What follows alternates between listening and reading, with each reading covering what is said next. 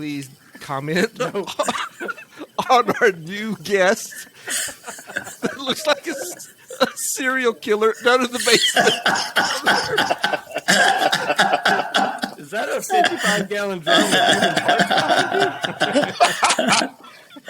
Oh my God! So we haven't really talked about since we did the quick show. The quick show about the CONCACAF qualifiers. Okay. I can't do this. All right. Easy.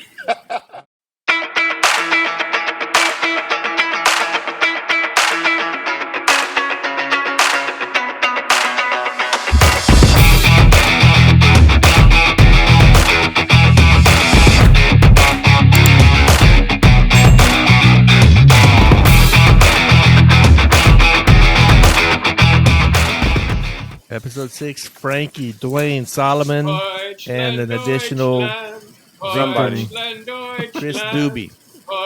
Episode 6, miraculously, we've made it through 5, and I didn't even look this week to see if we lost subscribers or gained subscribers. I don't want to know at this point. So, I don't want to know. I don't want to know. To stick with our normal happenings here, we're going to not stay on any sort of topic. So this week is a free-for-all, current events, and whatever pops into our minds, which could be very dangerous. And then please remember to like, subscribe, share, comment, and please comment on our new guest. It looks like a serial killer down in the basement. Is that a 55-gallon drum with human parts behind you? Oh my God! So we haven't really talked about since we did the quick show. The quick show about the CONCACAF qualifiers. Okay. I can't do this. All right. Easy. Stop the recording. All right. Go ahead, Johnny. So since let's first start real quick here we did a little show about the CONCACAF qualifiers, and let's get feedback from guys about where things stand now after U.S. Mexico, Canada, and that kind of stuff. Let's go there, Mr. McConney. You want to start? You know what? I mean, I wish I could play audio, and I think this is the time we should play the Canadian national anthem. Who would have thought in our conversation before we'd be sitting here and seeing Canada at the top with 16 points, USA with 15, Mexico tied with Panama with 14 points. I mean, we had conversations about, how if Canada could come out with at least 4 points. Who would have thought Mexico would have had two back-to-back losses? One blanked against the U.S. The second one in what we here in Canada have dubbed the Azteca in Etobicoke. Yeah. They cannot play in cold weather. I'm telling you this right now. Like if you guys watch that game, the one quintessential portion of that game that everybody loved is when Canada scored the second goal and one of our players literally jumped and landed in jumped into a snowbank, and they said that amplifies Canada in a heartbeat. So, yeah.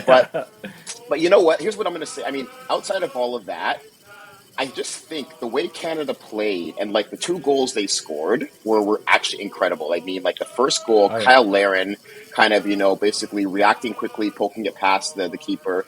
The second one on the free kick into the box where he kind of connected to it.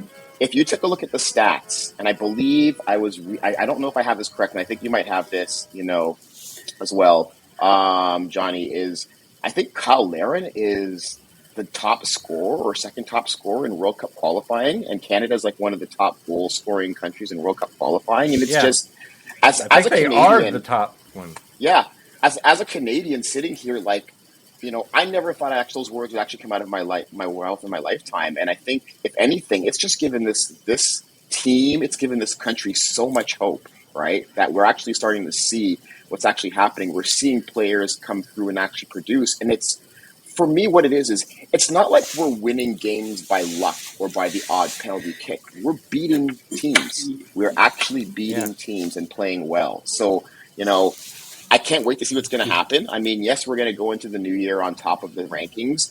The way the rest of the games have come up, I think still 4 through, like, Panama, Costa Rica, Jamaica, it's still a toss-up. So it's nice to be on top, but I think we just can't get cocky with it. No. I think they're far enough down on goal differential that they're out of the equation completely. It's a 4-horse race. But you and I were talking about the FIFA rankings.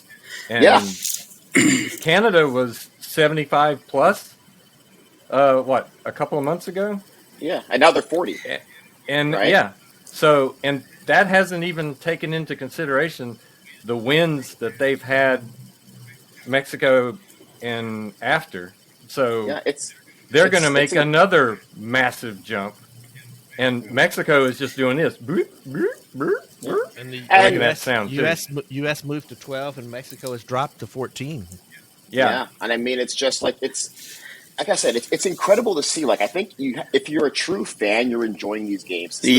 Like, just to come, for the U.S. to win 2-0 and then come back and almost lose to Jamaica. Like, there was debate about that second goal. But they almost lost to Jamaica. Who would have thought about this, right? For Panama to come, everyone thought Panama was kind of done and dusted, and for Panama to come back in and now be in the mix of everything as well. Like, the one person I know I would not want to be right now is Tata in Mexico. Because he is on fire under his feet. Literally the hot seat right now. The hot seat. So, Solly, what do you got takeaways from that round of qualifiers? Well, I think I said it in the last episode with regards to Canada and the US, that Canada is a force to be reckoned with in the future.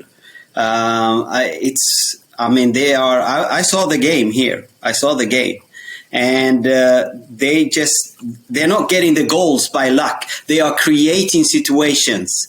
They are solving problems in the middle of the field. And this is what you guys, Dwayne, as coaches in Canada have done. It didn't start yesterday. It started a long time ago, and now you guys are getting the fruits from that. So it's I'm not surprised. I think I said it. It's going to be US and Canada, and then that's. I'm sorry, but Mexico is. I'm not saying that they are on the downswing, but they have a lot work to do. So for me, it's not a surprise. I think even if Canada makes it to the World Cup, I'm telling you, they're. It's not if. But but it's not over yet. But if you never take things for granted. If they make it to the World Cup, they're going to surprise a lot of teams. Mark my word. Remember this episode now. They're going to surprise a lot of teams. So let's bring in Dobe, who was not involved in that conversation, but he's always in my ear saying, I was right about this. I was right about this. I was right about this when you guys talked about this. So, Dobe, tell us what you were right about. Deutschland. Well, at first, I just want to say thank you for allowing me to be a part of this esteemed panel today. Esteemed? The freak! Esteemed? And so I agree with Frankie, because I'm one of the 37 people that actually watched the podcast. And so 37. Wow, we've gone up. Well, no. That's what it was before. We don't know after the last podcast. You guys might have lost some viewers. But I mean, Frankie was right. I think with Christian Pulisic, the important thing is not to start him. It was going to be a physical game against Mexico. Dwayne, even though we've just met, I got to use your own, podcast against you here. You said it was basically a three horse, race. And so I really don't think Mexico is on the hot seat. I think it's just ego. Oh no! I think on all the hot three. seat.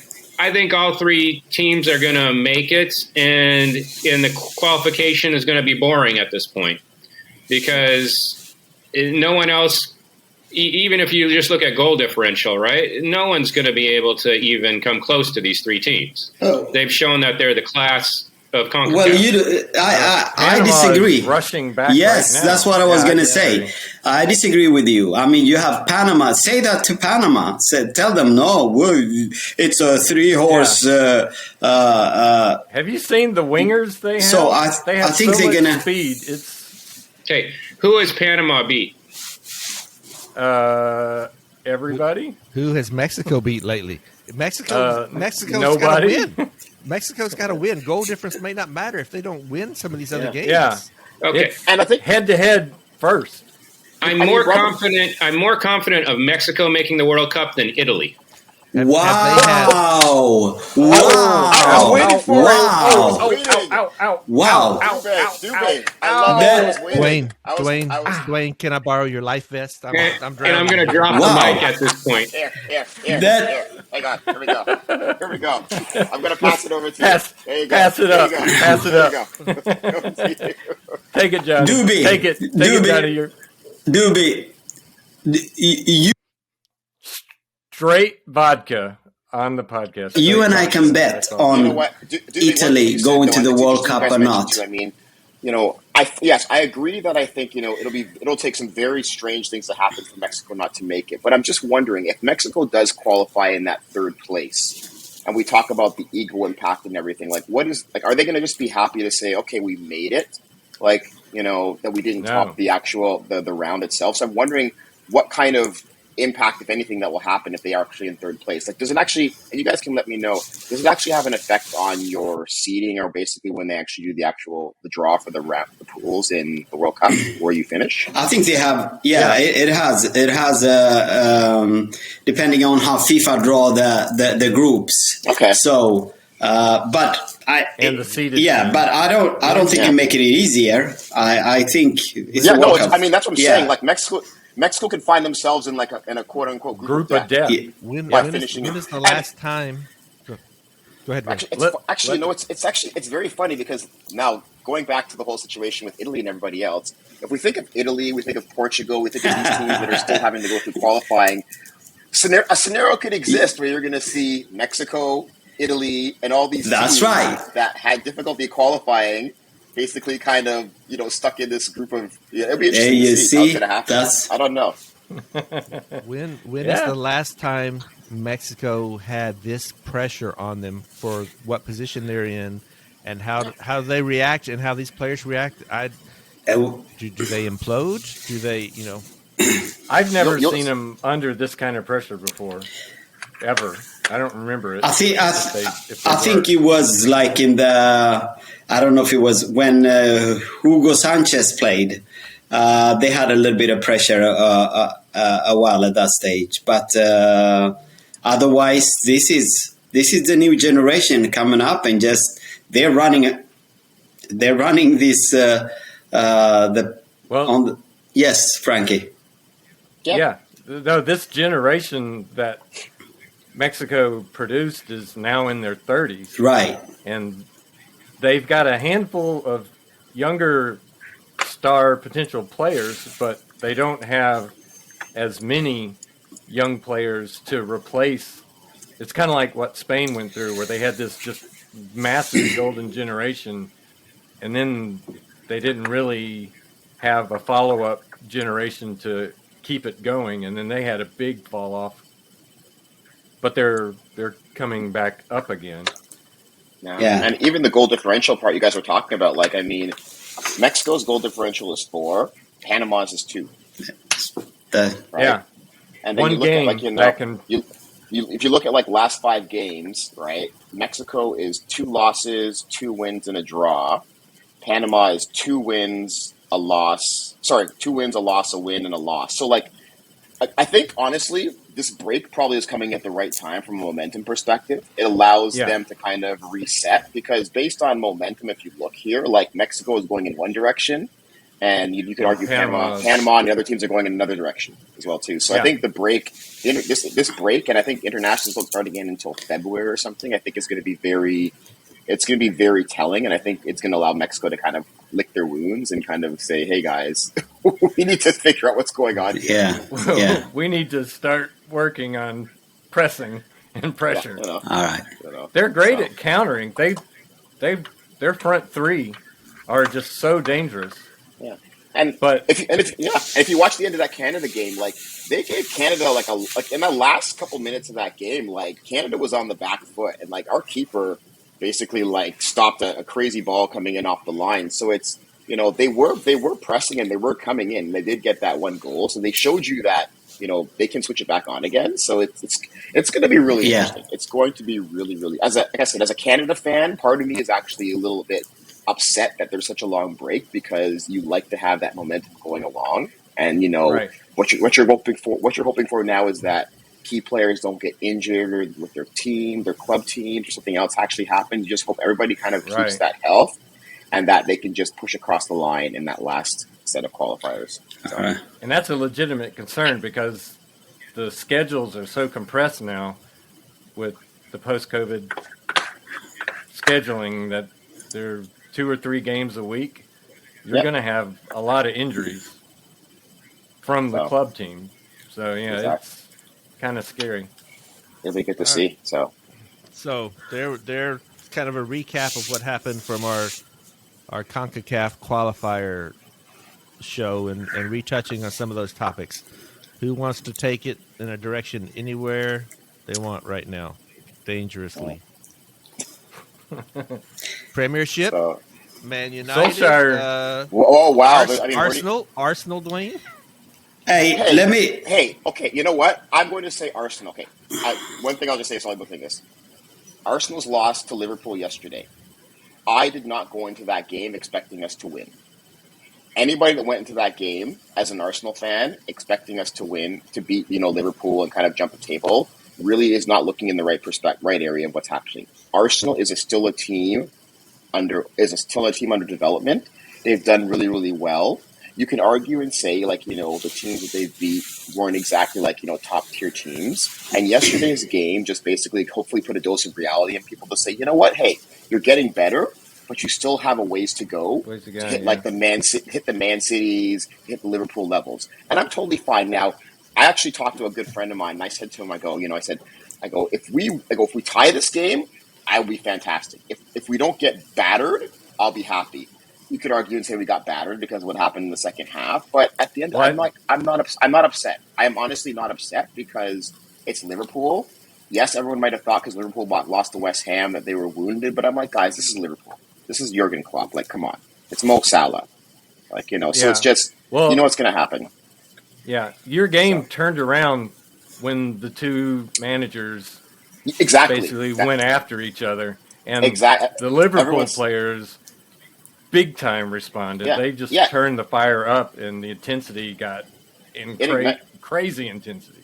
It ignited. I think if anything, what that game showed you, it said, yeah, true. Arsenal's back line kind of broke a little bit, but if anything, it just showed you, and I think we might have talked about this before, it showed you everybody that basically made fun of Arsenal for saying that signing Aaron Ramsdale was the worst thing you could have done. You paid way too much money for this player. Watch that game. If Aaron Ramsdale had not made a bunch of those saves, it would have been probably 6-0, 7-0. So, I will hazard a guess to say, and I know I'm going to curse myself right now, but if someone was to ask me, signing of the season, Aaron Ramsdale for Arsenal. He has been phenomenal for that team. So he looked unbeatable for 20 minutes. He was everything that was a sure goal, he would put over the bar. Wow. And you can't. And like I said, someone's going to look at that game and say, "Oh, they scored 4 goals against them. Aaron Ramsdale is trash." And I'm like, no. If you say that, you are not looking at that game. Like you didn't watch the first 20 minutes. Exactly. The keeper is great, but I'm like, I'm sorry. Like if I shoot 10 balls at the keeper, one of them is probably going to at least go in, or 2 is going to go in. Yeah. So. Those are better odds than Dobe had when he shot. That's good. What's worse is when you take a shot and it goes out for a throw-in. That's the worst. Oh, Lord. That. Oh, my Oh God. my God. Oh, but Solskjaer was fired this morning officially, so Dwayne, they saw him driving away this morning. Dwayne, I agree, but I think the problem with Arsenal is that the most fight is in the team is with Arteta and the goalkeeper. There's no fight in Arsenal right now. Yeah, I mean, you know what? Like, I agree. I mean, like, it's still a fight. It's still a work in process. I think that they're still a very young team. You have to remember that too, right? Like, when you take a look at the average starting age for Arsenal, it's incredibly young. So I think the way the players have done, like, they started Tavares at left back, I believe it was. Tomiyasu's at right back. Those guys are still in their early 20s. Ramsdale's in his early 20s. Like, your senior people there are up front are Aubameyang and Lacazette. And Aubameyang and Lacazette probably didn't have the best games in the sense of trying to finish. Yeah, I mean, the biggest challenge everyone said for Arsenal is crying out for a Patrick Vieira replacement. Somebody that's that's that heart and soul, that blood that's going to grab the team by the scruff of the neck, that's going to bring fear on the other side. They haven't found that person yet. Like, they're thinking, could that be Partey? Partey necessarily hasn't shown it, but I think I agree with you. But I chalk a lot of that up to them being a young team, and I'm still very, very happy with how things are progressing. If they make top four, that would exceed any sort of situation for me. That any sort of idea I had of them completing this year. If they make top 7, top 8, that's fantastic, right? I think it's still going to be good. But I'm unlike I would say other Arsenal fans and other pundits. I'm not going to flip flop, right? I am going to be realistic and realize that it's a process. So, a diehard Arsenal guy, but he's realistic. So, Doobie, do you want to bring up the topic where you want to start your fight with Solomon here today? Deutschland. I think the problem with Arsenal, I think the problem with Man United, I think the problem is everybody is trying to just think if they get a manager that's of Sir Alex Ferguson, your previous manager with Arsenal, that'll solve everything. I think there's more internal issues with those clubs. I think Adebayor, right? He did great in Germany, right? He hasn't shown up in the last 2 years. I think Glazer family, Glazers. And I think with Man United, I think everybody thinks if they put 11 players out there that they're going to beat the world, which is not realistic expectation. And Solomon has told me that he doesn't expect that. What was your comment yesterday you were asking, though? So is Man United overrated? Well, and what I told you about that is, and I'm a Man United fan, you recruit or you get players. I agree with you. There are players there that are not Man United players. The midfield is atrocious. And you have the defense. I mean, oh my God. I mean, I hear Roy Keane is like, he's like ripping his hair off his head. There are players. It's choosing the right players. It's not a team. I mean, they may be have a name on paper, but they can't play together. And I'm very disappointed in United at this case. I mean, they don't even play attractive football or soccer. So, well, Sully, I would say this. I mean, like, I agree with you. So if we go back to those comparisons of Man United and Arsenal, the one thing you said there, Doobie, I think there's a difference in what's happening right now. Man United is still on that perspective of like, they don't want to wait, right? They will spend big money, and they've tried that in iterations. Like, if you go back and take a look when Ferguson left, they signed Di Maria, they signed Memphis Depay. Like, they made big money signings and tried to basically accelerate the process and jumpstart it that way, right? And that's just because they're Man United, and they're like, we're Man United, like, this is what actually happens. Arsenal tried that as well, too, for a perspective, too, right? They tried to, sign a bunch of other players. They tried to even sign Willian last year. But I think what's different is Arsenal's kind of realized right now, we need to strip this down to the studs and build back up again. That's right. Everyone made fun of Arsenal for spending $150 million on players that are just like, who are these people? What's actually happening? the analogy I gave everybody is it's like your wardrobe, right? If you're going in and revamping your wardrobe, you still need to have fundamental basic pieces in your wardrobe: white t-shirts, socks, Red underwear, red vest, yes, fundamental pieces. They may not be flashy pieces like a Ronaldo, but they're pieces that you need at your core to support that. And all those signings, what Arsenal put in place to kind of put some building blocks in there. And then you will start to sprinkle in your exceptional pieces, your red vest, your fancy suit. The problem with Manchester United is Manchester United has just gone in and said they want the flashy pieces. Everybody knows they signed Ronaldo this year. The only reason why Manchester United signed Ronaldo was because he was going to sign with Man City, and it would have been a public relations nightmare. Yes. If Ronaldo signed with Man City. That's the only reason why they signed Ronaldo. You do not need Ronaldo in this team right now. Ronaldo, all the talent Ronaldo has, right? It's very few people that can come back home, and Ronaldo can be a very polarizing figure. And I think even though he's putting in goals, Ronaldo is causing more damage to this team than help from what's actually happening. And the problem with all of this is Manchester United will not do what Arsenal is doing. It will never happen because the board won't let it happen. The fans will not let it happen. And the Glazers won't let it happen because they're just thinking about the dollars and the money. But they're still happy because they're making money. They don't care. Look at Arsenal. Arsenal could have punted on Arteta when they had that losing streak at the beginning of the season. That's why I love rewinding, and this is why I love and I hate the English pundits, because they have no problem at the beginning of the season, they were like, Arsenal is shite. Arsenal's crap. They spent $150 million on this thing. All these problems, these players that are crap. Give them a little bit of a winning streak. Wow. Arsenal's got the right. Oh yeah, the board has no idea what's going on. There's no plan. A bit of a winning streak. Oh wow, look, they actually have a bit. Of a they jump on the bandwagon. I want to read. Yeah, they jump on the bandwagon. Exactly, and that's why I think I can't stand it. And I think United should do. No, go ahead, Solly. I think United should do what Ferguson started. Get the young kids. Let them lose a couple of games.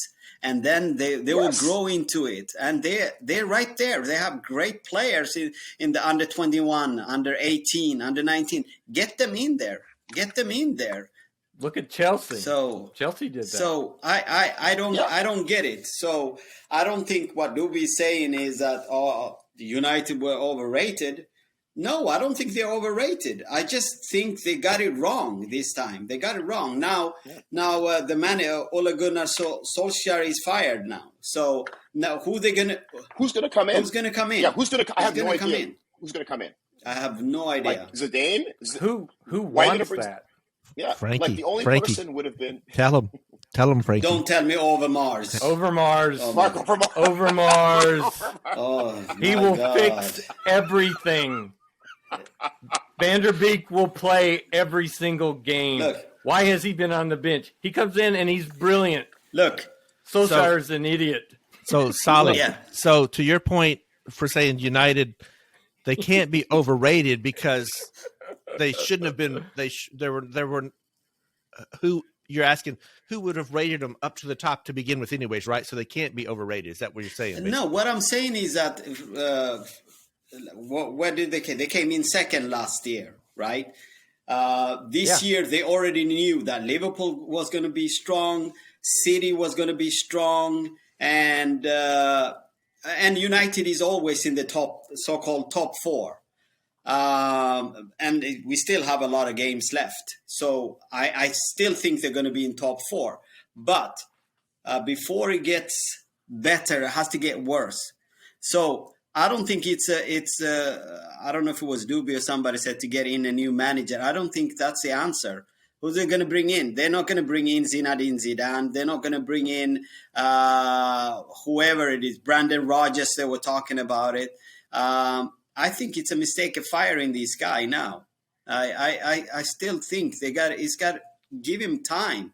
Get in the young kids. Let them lose a game. I mean, they might as well lose 2-0 against Watford and do better than what the game that I saw the other day here. I mean, they're doing the wrong decisions. I don't know. Well, It's they gonna be. gave him more chances than any other coach because everyone else they fired Well, in a very short amount of it time. hasn't been that many. But that's because he's he's a legend there. He's a legend there. So you're not going to fire him Yeah. immediately. Like No. he's a legend. They tried their best, but Solomon brings up really good perspective. I mean, I honestly don't know who you're going to bring in because all the quote unquote big name coaches. Last one you had was Conte. Conte went to Tottenham. That in itself is going to be a whole other, I think, clown circus to see what's going to be happening in a Tottenham perspective. Manchester United's not going to sign like an up and coming coach because they don't have the patience for that. No. And here's the thing: like you're always going to find a coach that'll take that job, but any self-respecting coach that's coming from a good scenario and looks at Manchester United should be like, I'm not going to go there. Or if you're going to go there, give me an incredible contract because I know you're going to fire me within 12 months, but at least I'm walking away with all my money. Well, For one thing, the manager has to insist on having control of his team because the board and the Glazers have no idea how this sport is how the team is supposed to be run or selected, or all they're looking at is what they're making. They have this huge debt. They're making profit every year, but have they paid anything down on the debt? No, they're just raking that, all Frankie. the money You to know that. themselves, and You they're have not inside making any inroads into paying any of that debt down, and it's a fact. Now, you can Google it.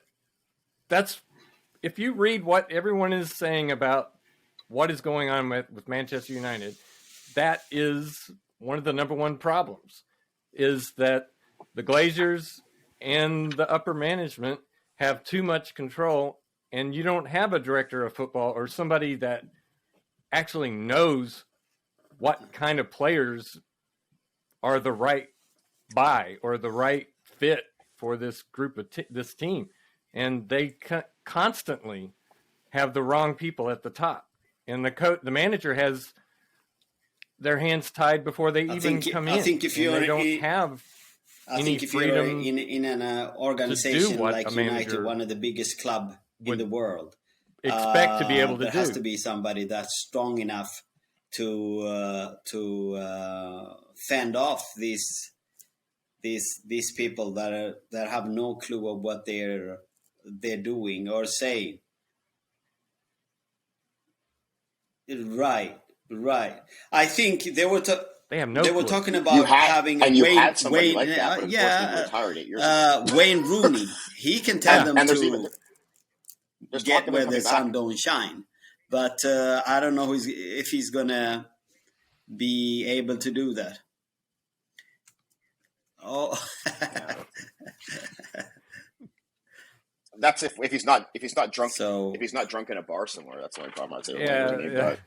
Well, they're throwing everybody's name around right now. But and that's to Frank's point and to Dwayne's point is what you had with Ferguson, what you had with Arsene is unique, right? And I think that let's say you just you have a model A, B, and C. Okay, let's say the model that Ferguson and Arsene were using were model A.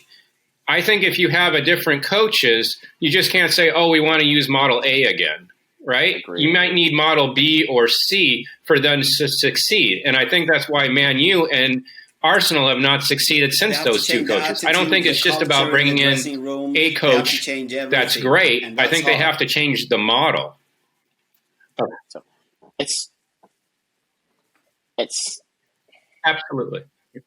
It's like, it's funny you mentioned, I think you look at Ferguson, you look at Wenger, they brought in, like, you could almost use, if I'm using this term correctly, that cult of personality, right? Like, they brought in this idea of, like, this is, like, the club was them, right? They were synonymous with the club. When you thought Manchester United and you saw the badge, you took Arsenal, you saw the badge, it was Arsene Wenger, it was Sir Alex Ferguson. Even to the point, like I mentioned today, there's talk of, like, do we bring Ferguson back, right, as well?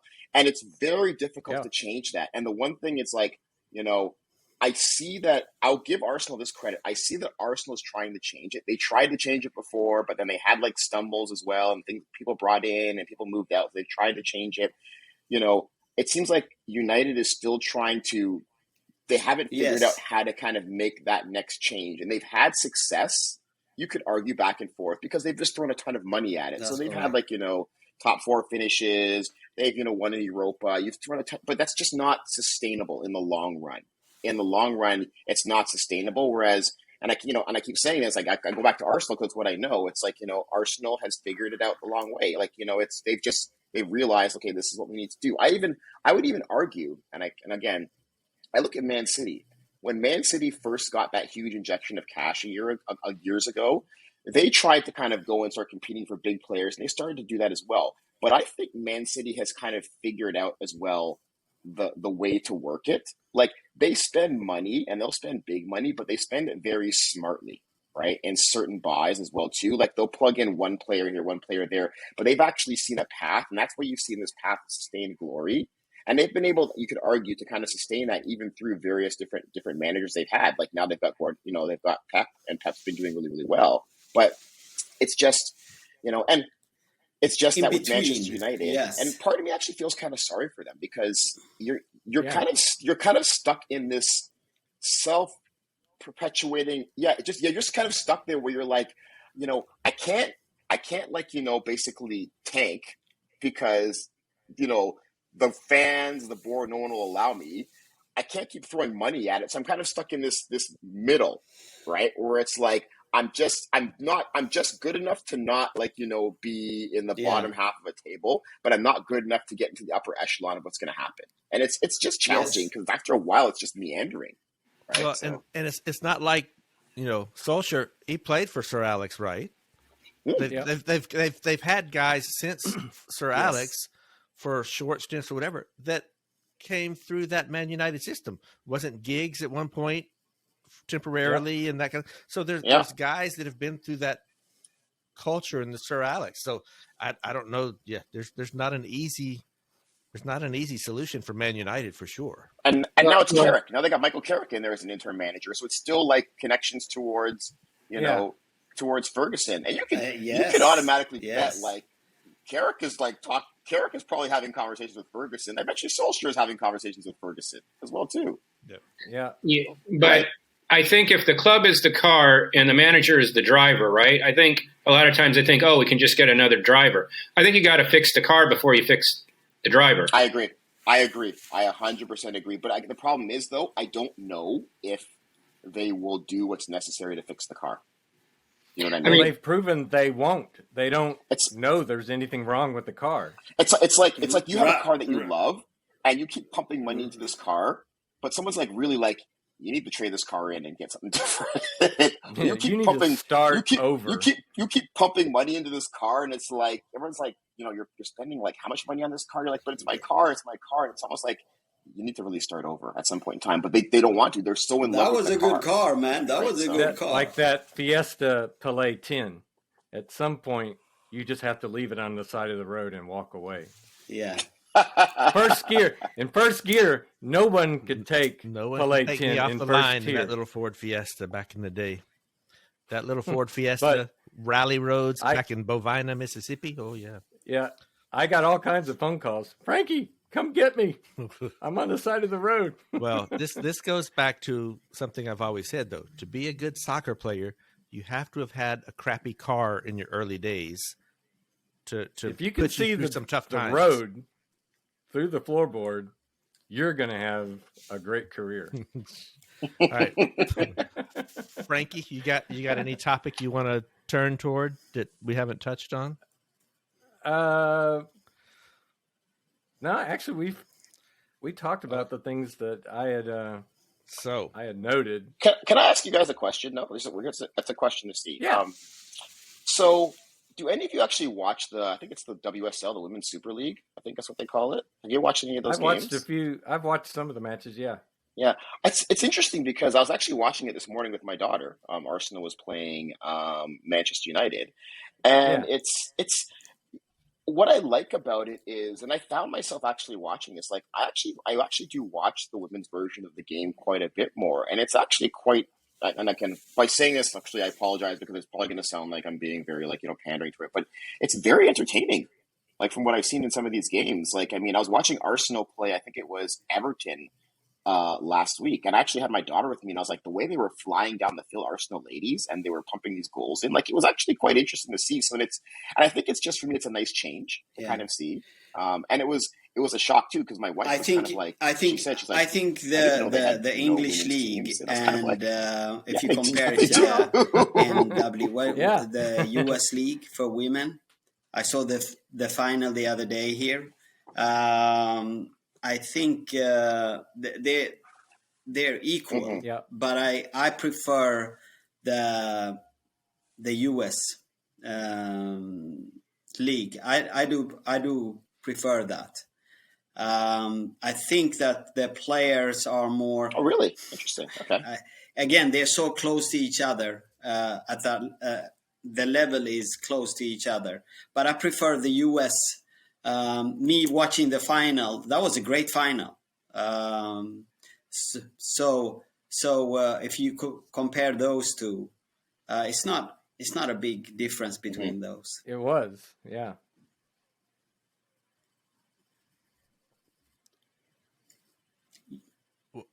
What yes. is the freer play? It's more of the technical ability, or and it's not.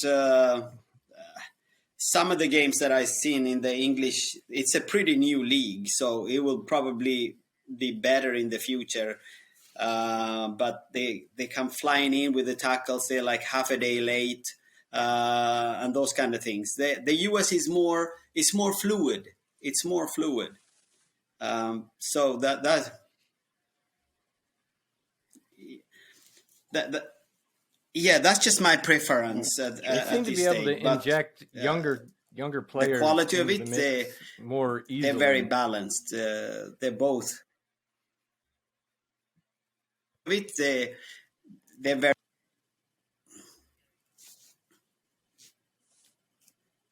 So Dwayne, watching with your daughter, what does she see? What are her comments when you're watching with her? I mean, it was interesting because she plays striker, right? So I try to get her, and I'm trying to get my boys too to kind of watch a couple more games and actually watch the players as well too, right? And she's, it's funny. She's like that, at 13, you can be very like, they're right. They're right. She's right. Like, oh man, this other team, they suck. Like, and oh man, they can't defend, right?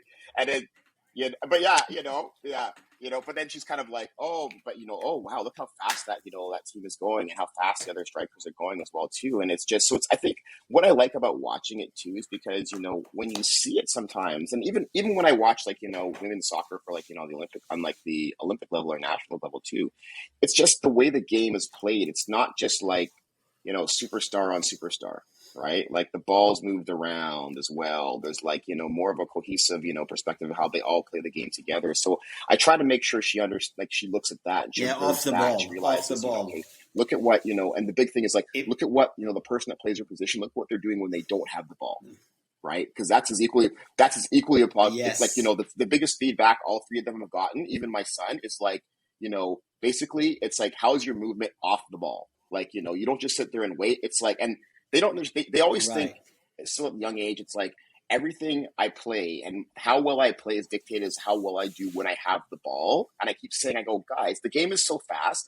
The majority of the time you don't have the ball, but it's when you're off the ball, when you're drawing somebody away, when you're basically you're drawing a defender away, or you're marking a man down here to make space for everybody else. That is equally as important. So it's so it's trying to teach them and observe those areas as well. So you don't want them to be the left midfielder, but be up in front of the strikers, and like the ball, like Johnny has the ball at right back. My and you've God. got 12 people between you and Johnny, 80 yards away, and you're calling for the ball. You don't want them doing that. No?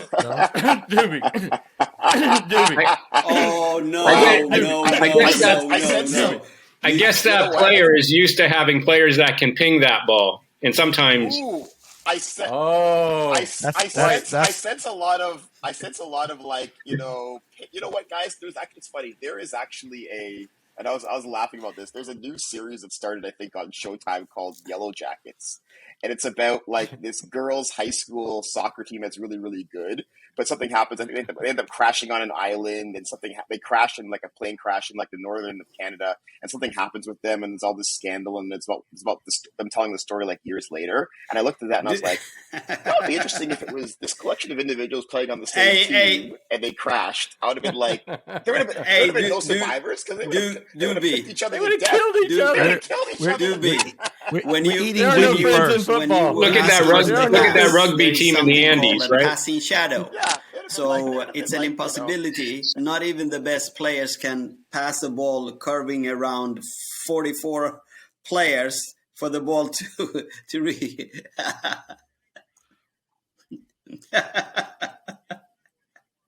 Yeah.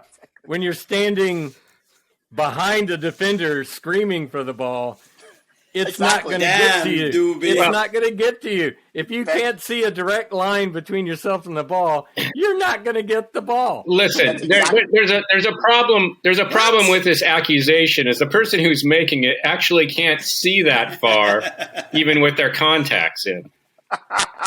That's why some of us have retired, and we're realistic about what we should be doing. So let's go on to a topic that everyone can enjoy, and one of my personal favorites is Germany.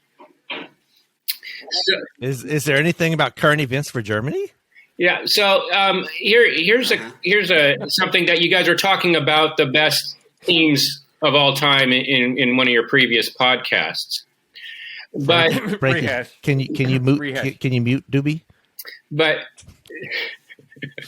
the issue that I have is, what about the best program? Like I think you can have a team that's the best, but I think you can also have a country that's the best because they have staying power. Was in the middle of it.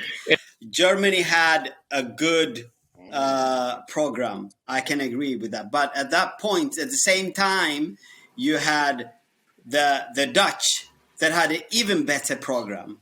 Okay, and if we're gonna go with that, then if the Dutch, okay, I know what you mean. Wait, who? So the programs. Okay, remember, Gotcha. Remember. Mark Overmars wasn't born yet. That they put East and West together. He was right? alive, and then it became one unified Germany. The soccer program that the academies that they started, it was a little bit. They took it. I think they took it from example from the Dutch. To be honest with you, but Germany have always and will always be up there. I mean, they will always be up there. Number one, they are about 50 million people, so they have a lot to choose from. Number two, it's football or soccer is probably the biggest sport in Germany. So obviously a lot of play. Belgium, yeah. What about Belgium? What would you say about Belgium? Because I've heard Belgium. Yeah. I've read articles about Belgium. Yeah. The difference between Germany and Belgium is, for example, now they have the golden generation now. When this is done, when they're done, they're getting a little bit older. When they're done, then it will take them a couple of years to be up there, So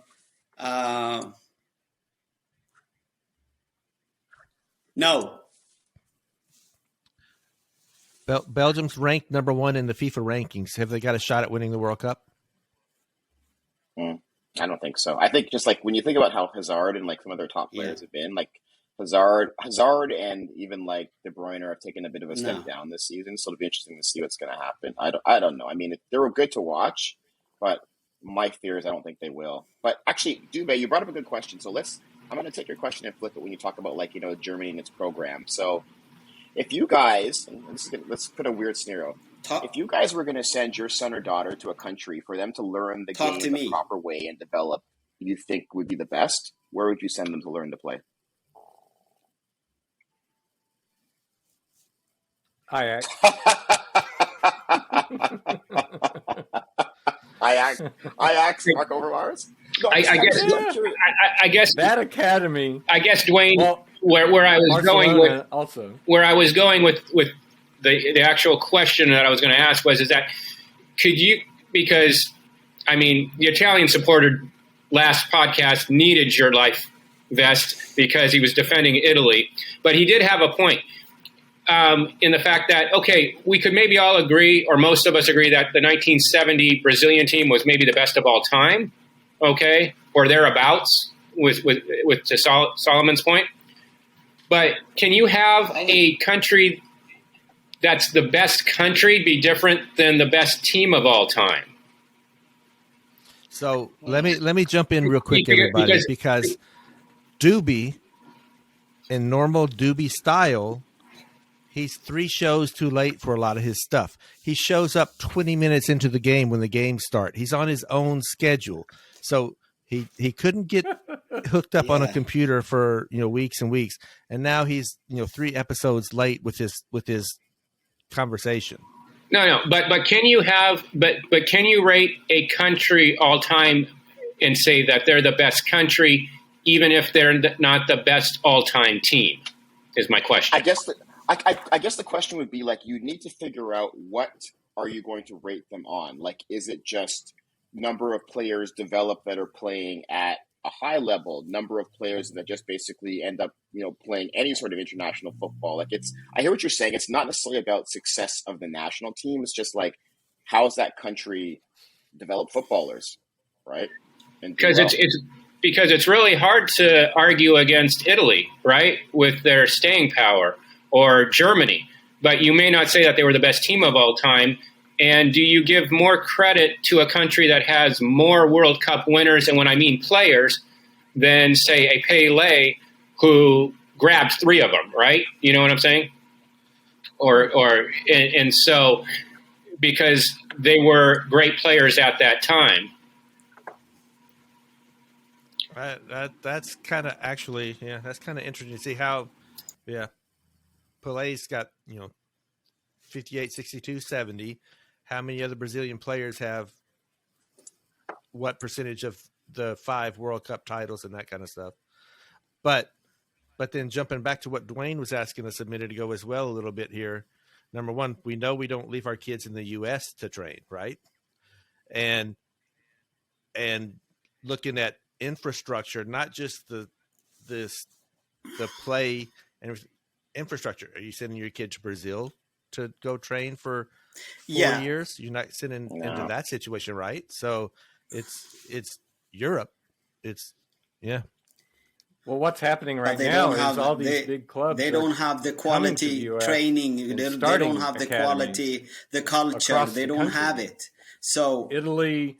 Yeah, but it's, yes. And it's it's a money grab, and it's a money grab. Like we had here in Canada, like we had FC Barcelona started, like, an academy here, and it ended up folding when the pandemic first hit. It ended up folding, and people went because they thought, like, it was kind of like, my son or daughter is training with FC Barcelona. Look at their jersey. Look at their backpack. They're thinking, and then, like, I'm like, your son or daughter is not training. It's not like Pep Guardiola is on the field teaching your son or daughter. It's just Barcelona's basically said, I'm going to sell you the rights to use my name. You pump me back a certain percentage, and then you go run your program. That's right. What I had to fight for years and years and years in the U.S. for the brand that I was working for. They're saying, what teams can you get our club in association with? Not that you're going to have any training or anything like that. We need to be able to sell. But that's parents a false that sense. Are paying this much money. Look, we're affiliated with Man City. We're affiliated with Barcelona. Yep. We're and could have there was nothing on the back end. It's like honestly, like I found, like, the ones, and I found in some cases, if you want a true affiliation, the actual true partnership, and, like, kind of a discussion, I'm saying don't search for the higher big teams. Go for the smaller teams. You got to go for I'm just gonna throw names out here, whatever. Like, there's a club we have here in Canada called Dutch Connections, right? They have a connection with Feyenoord. Not Ajax, not PSV, Feyenoord. And they've actually and there are actually players that are moving from here and trying to train there at young ages as well. Like there's other clubs that I've seen clubs that have connections with like Southampton, clubs that have connection with lower level, smaller teams. And in those cases, like a lot of times, in a sense, that might be better because if I go to a club, we've got Juventus Academy here, we've got these other academies. I'm not sending my child there because I know it's literally, I'm paying extra money just so I can basically boast and say my child's wearing a Juventus jersey and plays for the Juventus Academy. They go out I think that my opinion is that and they'll get hammered by ABC. I think they should or whatever it is. start working with the kids in their own countries and get qualified trainers or coaches, and then build a system that is to advantage to you from there. Because it can happen that they can go over and train, obviously, but to get a contract is very, very tough. So the best thing is to stay and mature and get your development done, then get them out to be seen. So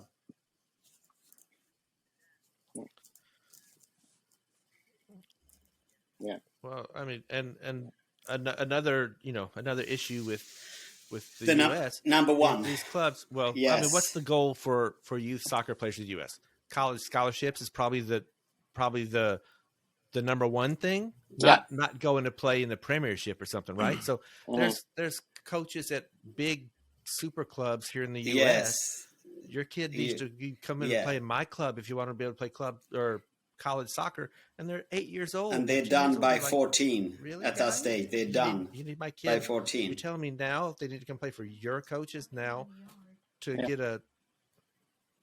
Yeah. And that's exactly it. I mean, it's just, I think you hit the nail on the head as well, too. I think a lot of these kids, even when I talk to my children, I'm kind of like, I'm kind of like, hey, you know what? As you go along and you have, you're playing, have fun, enjoy the game. And maybe if you want to set a goal, maybe it could be you end up getting possibly a scholarship to pay for your education. I go, but it's not, I mean, realistically, it's not going to be signed, go play for this team, kind of go through there, because there's so many stories of, kids toiling around in lower levels and trying to chase that dream as well. So it's just, it's interesting to see. And even like I say, at young ages, it's like, come play here. It's like, no, my son is still 9 and 10. They're playing because they want to have fun. They're enjoying the game. If they're still playing and liking it at 13, 14, 15, then maybe we'll have a bit of a different conversation. Playing So, for Dwayne? Chattanooga Express or Savannah Rugrats Indoor. So I have a question for Dwayne. Who did that? Yeah. Yes, Dobe. So you're in Canada. Do you see, like Johnny said, there's a lot of frustration with, hey, you're the third or fourth team in this club, right, of your age, right? And, and they're having them train 4 or 5 days a week still. And that you're not, that those, third or fourth, the reality of those kids playing soccer, in the future for a long time is minimal. Do you think that's hurting U.S. soccer or helping if you have so many kids overtraining in soccer at such a young age? Dobe, there is nothing called overtraining. No, go ahead. Go ahead. Understand this, Dobe. There is nothing called overtraining. Training.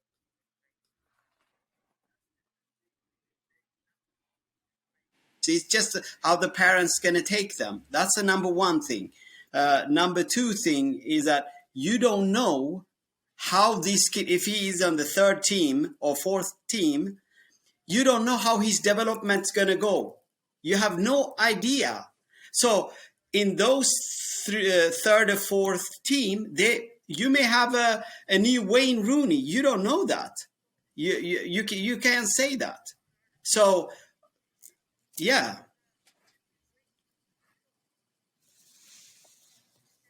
He's right. Solomon's right there. I mean, I'll take a look. I'll use an example of one of my son's teams. So he's been playing with the same club outside of 2 years for roughly since he was U8, even in what we call Timbits, which is where young kids play.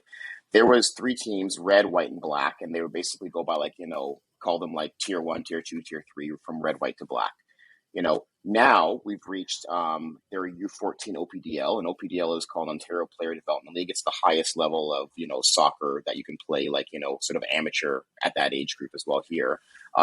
There's players on that team that were playing on the black team, that were playing on the white team. There's players that were on the red team that were number one that are either not playing on that team or are not playing soccer at all. So it's just the one thing I remember people telling us. That's right. They say development for your children doesn't look like this. It's this. Like this. Like, that's how it's going to happen. Like, and there's players like doing fantastic. In some cases, they're like, you know what? I'm going to drop you back down to build your confidence, right? So, or drop you back down and do this. Like, even right now, they've told my son, because we've kind of gone through training, they're doing offer letters. So he didn't get his offer letter on the first round. He might get on the second round. But then even in talking to the coach, he says, okay, right now at this level, you get 20 minutes of guaranteed playing time in an 80-minute game, right? So he goes, yes, okay, fine. If you do get your letter, that's great. And I'm assuming there's pure competition for all the positions. But you need to ask yourself, what's better, 20 minutes of playing on an OPDL level or 75 minutes of playing at a step down? What's better for your development, right? Yeah. And I go, it's a very good thing to think about it, not even factoring in the cost differential that you pay as well too, right? So it's just a matter of, and at the end of the day, when you talk to these kids, right, most of these kids are like, I just want to play and have fun and enjoy and be out there, right? And that's the one part I keep saying is like the number one of it is you want to play and have fun, because if you're not playing and you're not having fun, you're not going to want to go to practice. You're not going to want to get up. You're not going to give it your all. So that's why I mean, like, so that's why I keep saying, like, it's good to have those levels, because kids just develop so differently that you can't just say, here's my tier one team and I carry that tier one team along you. Because if you do that, you will miss out on a lot of players that are probably really, really good that you just said, well, they didn't make my tier one team, I'm not going to pay attention to them. So then how do we bridge the gap between Johnny's frustration with it being a money-making proposition and Solomon and yours of trying to developing the kids in the U.S. here? I think you just have to find, you just have to find the club. I mean, like, you basically have to do your research. And it's tough as a parent, right? You need to find a club that's just not all about, like, winning. And it's not all about, like, high fees. Like, high fees at a club, right? Or even what we have here in Canada, we have like academies and we have like other clubs. People naturally think academies are naturally better and their fees are higher. That doesn't equate to good soccer, right? It's just all a matter of just trying to see who's teaching my kids, What are you teaching them, how are they learning, what are they going through. You have to do the research to understand that, right? And if somebody's clamoring to sign your kid saying, I need to play with this club, you need to ask the hard questions, right? Especially as they get older, to say, like, okay, fine, my son or daughter comes and plays with your team. What's your philosophy? What happens if they get hurt? They like to play, heaven forbid, they're a two-sport athlete, like to play another sport. Will you hold that against them? Right? It's a lot of work that you need to get done and take a look at it and see, right? And it's a fine balance as well too, because you can go to a club. What's your philosophy on winning, right? Is it all about winning? Because if it's all about winning, and Solomon, you guys, you can know this. You can set your team up to win every game. And they won't play the right way. Such a waste of time. But you can set them up if you want to win certain games, especially when they're younger and there's no offside. You could basically say, I'm going to put one fast guy at the top, boot the ball long, grab the ball, score, done. Like, so. So that's why you're saying results shouldn't matter. Yeah, so it's a matter of, and like I said, I say this because I'm living it every day with like my sons as well too. One of my other sons' teams, they went through the summer and it was their first year playing 11v11. They lost every game. They got hammered like 8-0, 9-0, and my son was getting down about it. This is the son that may not be as athletically gifted as the other two, but he's a grinder and he takes it very, very seriously. He gets upset. So their coach is actually really good. And their coach basically said, okay, we're going into the indoor season. He goes, I've got two options. He goes, I can put them in 11v11 again. He goes, I can put them in 6v6, right? To kind of help build more individual, fast movement perspective. And I was like, put them in 6v6. There you go. I go, because, start to build some more of that foundational perspective. They've gone into 6v6. They've lost both of their games, but instead of getting beat like 8-0, 9-0, it was 3-2, 4-3, right? And my son my son, and in a lot of those games, they were either winning or they came back and they lost on basically like one last minute wrong decision. The second game, my son was in the car and like tears, upset, very mad. We lost the game. We should have won, and I actually had to take a minute to sit down with him and say, his name is Santiago. Santiago, what? Yes, I understand that and winning is important for you, but I go, when I watch you guys play out there, you have made such a leap in how you're playing in this game and how you guys are playing and connecting, right? I told him, games you were losing before, you were getting hammered. Both of these games, you didn't get hammered and beat. You only lost because of one bad decision or one last minute scenario what actually happened. And I think that shows me, and I think that's the approach you need to take with these kids to understand that it's, like I said, it's like everything else. It's a long game. It's a long game as well, too. So, for me, I'm very, very happy because, sure, as a parent, I could be like, I'm taking you out of this club and moving you someplace where you can win. But at the end of the day, it's like, sure, you win, but how does that develop you as a player? And what does that teach you that when things get tough, you just go and run to where it's easy? So anyway, speech over. All right. Well, so I'm looking at our time. Let me turn this one other direction real quick for a few minutes here, then we can finish up. I'm going to give a list of teams here: Belgium, Croatia, Denmark, England, France, Germany, Netherlands, Serbia, Spain, Switzerland, Argentina, Brazil. Qatar. They're in. 12 teams still in the UEFA playoffs for 3 spots: Austria, Czech Republic, Italy, Northern Macedonia, Poland, Portugal, Russia, Scotland, Sweden, Turkey, Wales. Looking at how things are going to lay out, they're going to do 3 groups of 4 for 4 semifinal setups. Italy's going to go on the road. Italy could end up in one of those groups with Portugal, the way things are playing out. So Italy or Portugal could miss out. They could both miss out if they don't play well anyways. But so Italy's going to be on the road in a playoff game. Who everybody's talking Italy and Portugal are the favorites to go, but what are your thoughts on who's in now? And like the Danes, the Danish Dynamite. Denmark. Is Danish Dynamite back? I think they are. And it all revolved around Christian Eriksen, and that lifted that entire, not just, globally, everybody pulled for Denmark. And they have a really solid generation of players right now that play really well together as a team, and they were highly motivated, and it showed in the way they played. And then South America, so Argentina, Brazil are in. 3rd and 4th automatically go in down there in the standings for where they are now, and then 5th place goes into a playoff. So Dwayne, Peru is still alive. It looks like with a shot, an outside shot. A lifeline. Hey, I'll take it. I will take it. An inflatable vest. An inflatable, one of these, right? Yes. Right Yeah, color as well. In a water rescue. We need a water rescue. I'll take it, man. Hey, you have to. I think Solly, it's going to be. I think Italy. Dwayne. No, Solly. I was going to say, Solly, who are your favorites just on paper out of the 12 teams for the 3 spots out of Europe? Depending on what group Sweden's going to make. Sweden. I mean, on points, for the teams that are going to be the in the pot A versus the pot B for that. I think and pot A and pot B, like the top teams are. Not by points. I think Turkey, Scotland's going to go through. Russia, I think Italy's going to go Poland, through. Northern Macedonia. There is those teams one right more there team, are going to right? be pot A that are going to have home games in that first the game. The third one is a toss-up.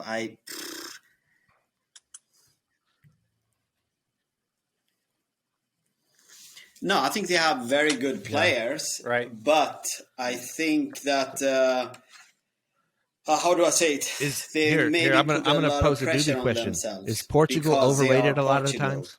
and sometimes that's not a good thing. So I think they're under the. I agree. I think they're end of the cycle.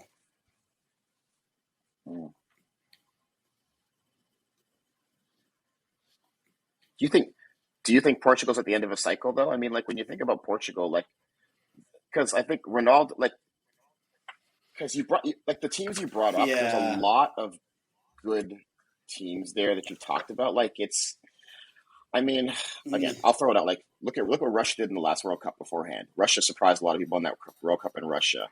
People have talked about Turkey is one of those teams that can go either way that you never know as well too. Austria, I think we were chatting. They haven't lost. Talking about Austria before and how Austria they haven't lost. Well. Like it's, I don't know. Honestly, I can't.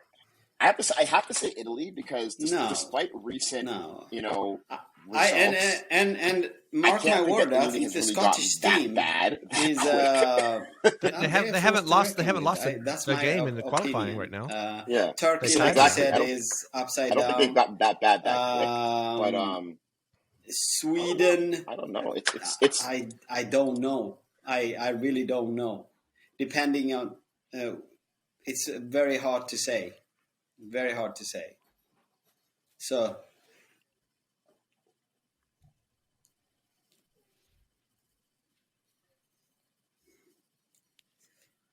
yeah.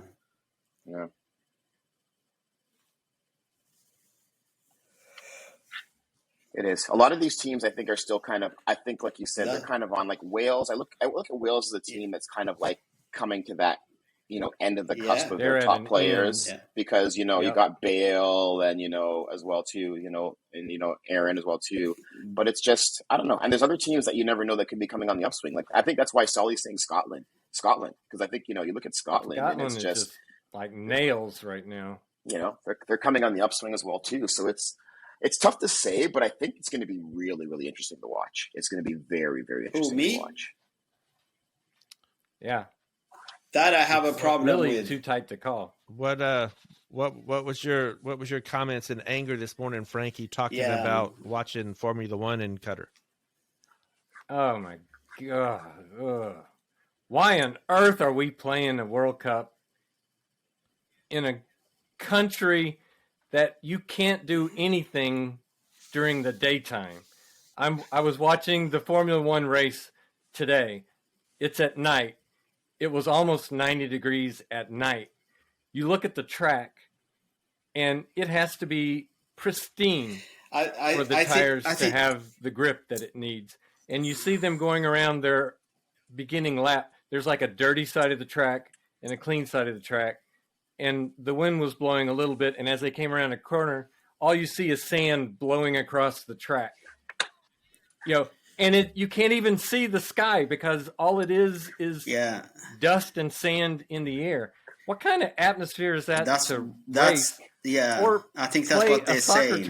But I have a big problem with this, and a lot of people in Europe in an environment have a big problem. You have with to play at night and in winter. Are all of the stadiums there going to be covered indoor or no? I mean, it's a lot of somebody's pocketing a lot of money at this stage. Somebody is, because it's supposed to be in the summer. I think the World Cup is like, it takes away from the previous years that it's been during the summer. You can sit and watch the games. It takes away so much. I think they dropped the ball on this one. Yeah, they really did.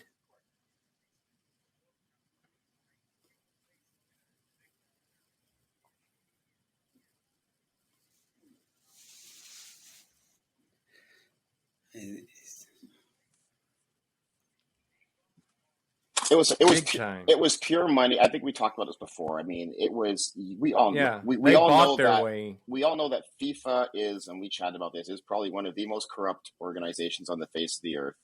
We know that this Qatar was not done about developing and growing the game. It was strictly dollars and cents, right? As well too. Like it's funny you mentioned temperature. I just actually looked at it. In Doha, Qatar, right now, minus it is 8:00 at night, and it is 5 degrees Celsius with 77% humidity. I mean, It's in November. No I one think in it Europe is is going to be ridiculous able to with play the, in with the that. World What's Cup. what's your temperature, during Solomon? Christmas or after Christmas or whenever it is. I think it is. They have somebody. I mean, 500. I am so disappointed. It's Oh, just bro, like It's so. You need to come back over here. That's too cold. so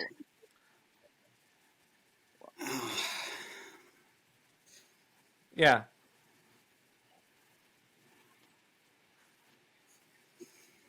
It is. it's They're going to have 5 days to recover from the World Cup before the club season starts again. exactly, Frank. I'm telling you, the second half of every club season next season is going to be horrific. It's a big It's- mistake. and everyone It's a is big, going to big be mistake. too injured to play in the Exactly World Cup. between well, either injured to play in the World Cup or injuries coming out of the World Cup, like you say, with 5 days, Yeah. right? It's just Right. I don't know. I think There's no way. FIFA made a huge mistake here, and I think they're not going to realize it until they start to look at what's going to be happening in like January, February. They're going to be like, oh, and the worst part is What happened? you're going to have club. Like if I was a club team right now, I wouldn't say this publicly, but I would be wishing for two things.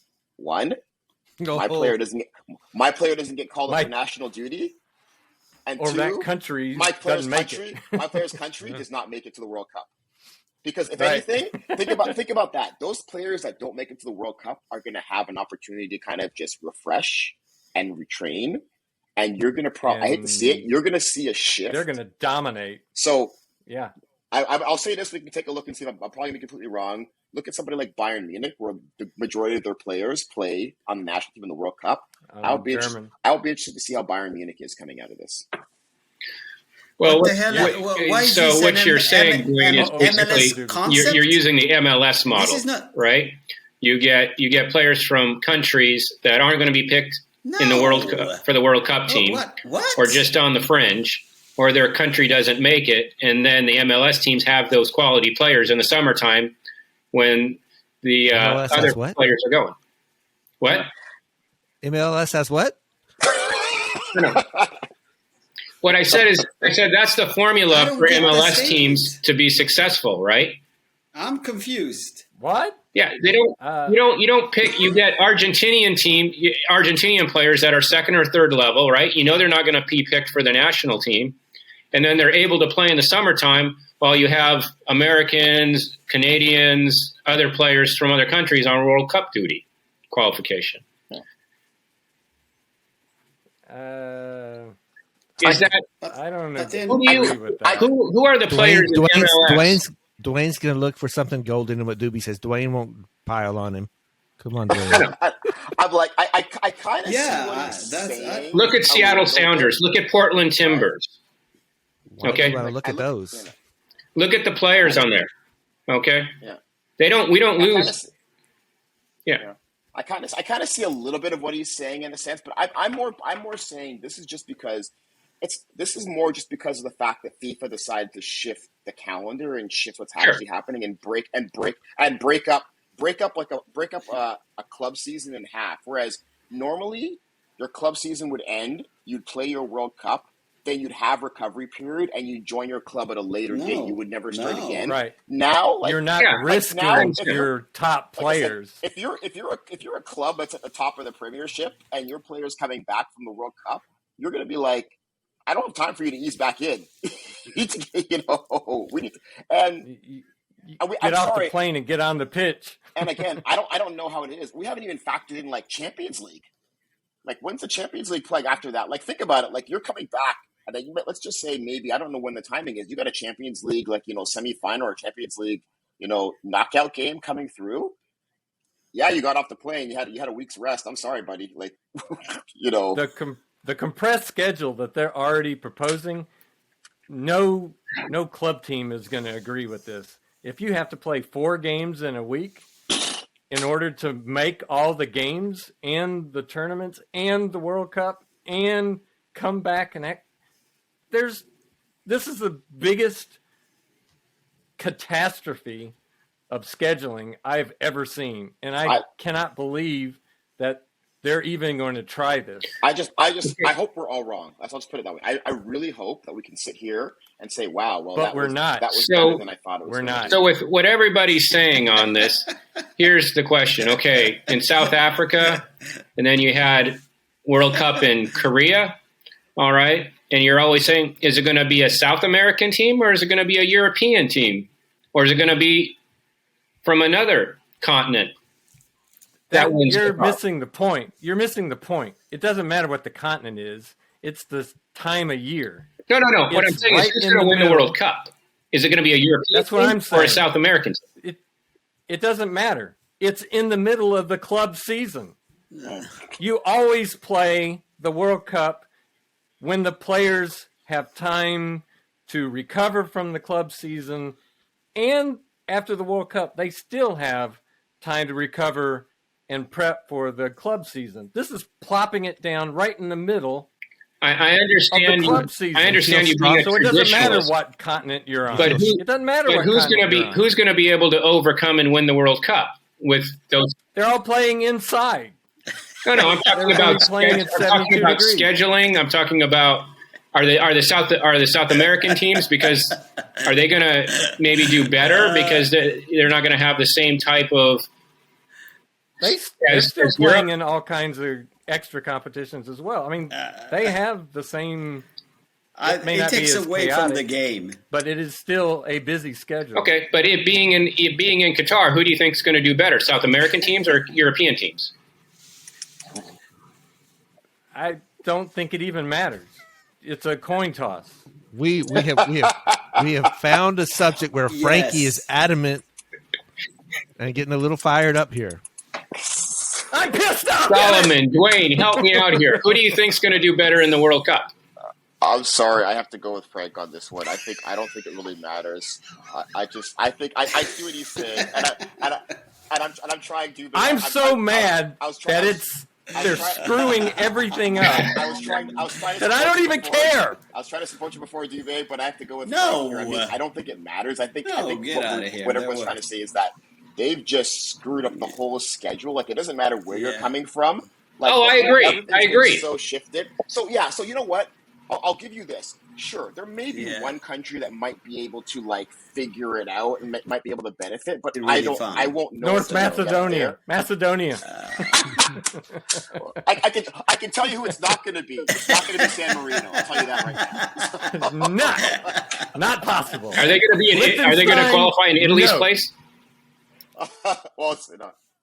We'll see who has the last word in I'm another not year, gonna- Doobie. You keep talking now. Exactly. All right. No, this will be good. All right, boys. Anything else to This is part a with? good wrap. Solomon, you got anything to part with? No, this is fun. Doobie, thanks for joining for your one and only It's episode. for free.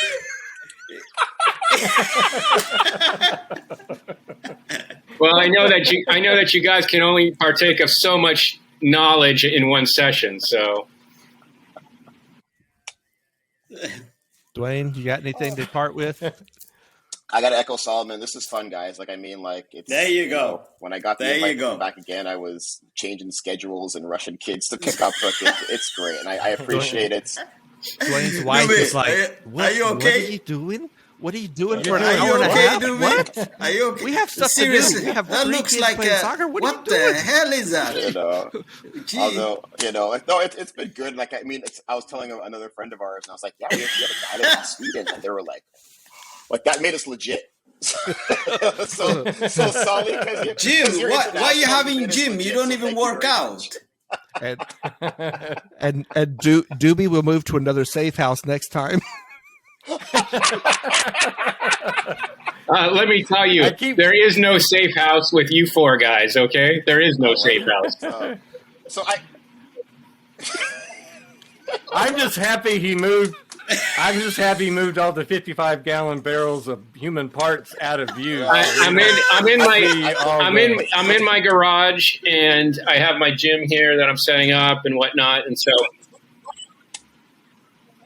He won't retire. You don't even. He won't. He What are won't. the He odds? won't No. realize reality You and guys. retire. No. And so What are I the do want to thank Johnny and Frankie, though, for putting up jerseys that Germany or Chelsea have all beaten. So I want to thank you guys for that. That was awfully nice of you to do that. No, Doobie, I don't don't do it, remember Doobie. Germany You're going playing into a trap. Berndorf, Austria. I But, said Chelsea or Germany. I don't remember Chelsea going to Austria or Salzburg for that matter. That's a Austrian. Go ahead, Bundesliga. Doobie. You want to take us out with your song? Go ahead. No, because listen, Doobie, this is I your want one to. shot. Because No, I'm going to plaster this. Everybody that knows you now, I'm going to Wait. find their emails and say, here you go. Here's your. well, you guys hacked my email. You hacked my email last night, but I want to thank Johnny for the technical expertise for getting me up and running here. All right, And guys. no, I mean, I think it's great. I think they're topics All that right. are Peace. universal that we can Later. talk Bye. about, and Bye. yeah, for the love of the game.